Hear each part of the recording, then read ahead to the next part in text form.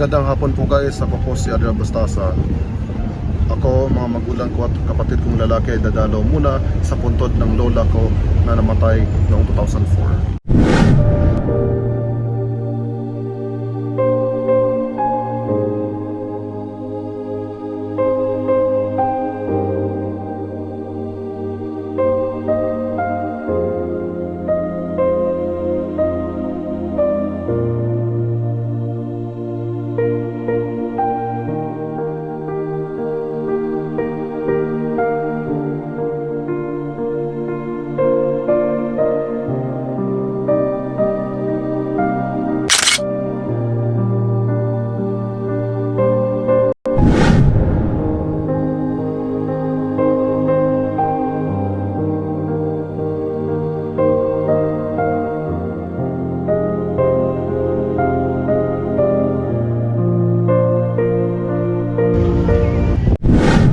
Alright guys, nandito muna ako sa UCCP Cemetery po na kung saan inilibing ang aking lola sa kanyang huling hantungan noong 2004. Ito ang kanyang puntod.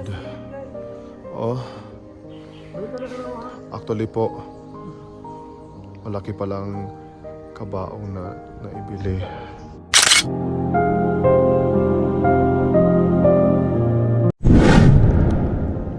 Ang mga tao po na naglalagay po ng solar lamps dito po ay gumagawa lamang ng common sense.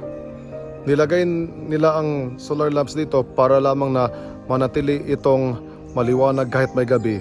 Imagine, ang mga ibang tao naman ay dumadalaw sa kanilang mga kaanak o maaaring dumadalaw sa kanilang mga kaanak na yumao.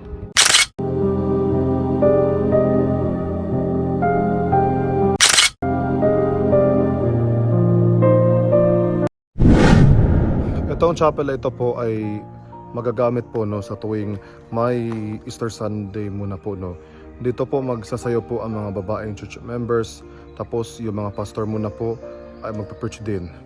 Pagkatapos naman, naalala ko po na noong 2018 po pinainom muna ako ng chocolate beverage o binigyan ako ng chocolate beverage ng aking mga churchmates noon.